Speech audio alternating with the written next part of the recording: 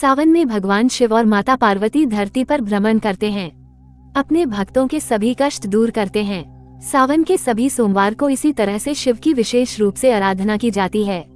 सावन चल रहा है और सभी जगह शिव भक्ति की गूंज है। सावन भगवान शिव को प्रसन्न करने के लिए सबसे श्रेष्ठ और उत्तम माना जाता है। इस मास में भगवान शिव की पूजा पूरे धूमधाम और विधि से की जाती है। सावन में भगवान शिव और माता पार्वती धरती पर भ्रमण करते हैं, अपने भक्तों के सभी कष्ट दूर करते हैं। सावन के सभी सोमवार को शिव की विशेष रूप से आराधना की जाती है।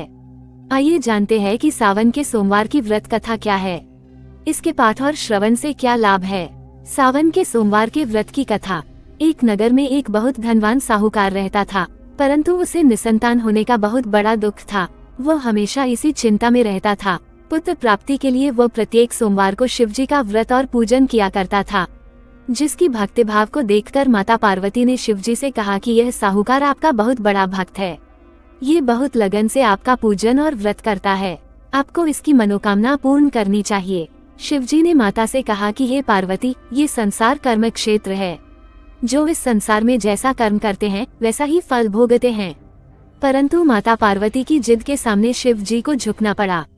भगवान शिव ने कहा कि इसके भाग्य में पुत्र न होने पर भी मैं इसको पुत्र की प्राप्ति का वर देता हूँ, परंतु ये पुत्र केवल 12 वर्ष तक जीवित रहेगा।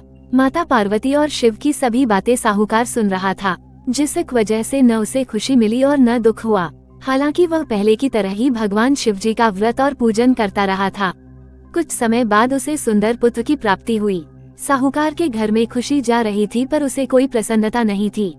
जब लड़का 11 साल का हो गया तो उसने पढ़ने के लिए पुत्र को काशी भेज दिया। साहूकार ने साथ में बालक के मामा को भी भेजा। साहूकार ने अपने साले से कह दिया था कि रास्ते में जिस स्थान पर भी जाओ, यज्ञ तथा ब्राह्मणों को भोजन कराते जाओ। मामा और भांजे यज्ञ और ब्राह्मणों को भोजन कराते जा रहे थे। जाते जाते एक राजधानी पहुंच गए, जहां राजा की कन्या का विवाह था, लेकिन बारात लेकर आने वाले राजा का लड़का काना था। राजकुमार के पिता को चिंता थी कि वर को देख कन्या शादी के लिए मना न कर दे। तभी राजकुमार के पिता अति सुंदर साहूकार के लड़के को देखकर सोचा क्यों न शादी तक इस लड़के को वर बना दिया जाए। साहूकार के लड़के के साथ विवाह कार्य संपन्न हो गया।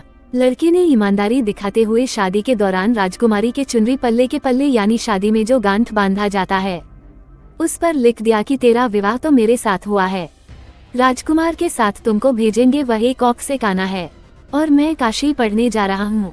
सच्चाई जानकर लड़की बारात के साथ जाने से मना कर दिया। काशी पहुंचकर साहूकार के लड़के ने पढ़ाई शुरू कर दिया था। जब लड़के की आयु 12 साल की हो गई, 12वें साल के दिन लड़के ने मामा से कहा कि तबीयत सही नहीं लग रही है, फिर अंदर जाकर सो गया। सोने के बाद लड़के के प्राण निकल गए। जब मामा को पता चला तो वे जोर जोर से रोने लगे। संयोगवश उसी समय शिव और माता पार्वती उधर से जा रहे थे। रोने की आवाज सुनकर माता पार्वती का हृदय व्याकुल हो गया। उन्होंने कहा कि बालक जीवित करिए, वरना इसके माता पिता तड़प तड़प कर मर जाएंगे। माता पार्वती के आग्रह करने पर शिवजी ने उसको जीवन वरदान दिया, जिससे लड़का जीवित हो गया। लड़का और मामा यज्ञ और ब्राह्मणों को भोजन कराते अपने घर की ओर चल पड़े।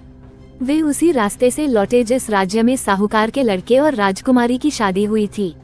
राजा ने लड़के को पहचान लिया और राजकुमारी के साथ उसकी विदाई कर दी। जब लड़का घर पहुंचा तो माता पिता घर की छत बैठे थे और यह प्रण कर रखा था कि अगर पुत्र नहीं लौटती तो वे अपने प्राण त्याग देता।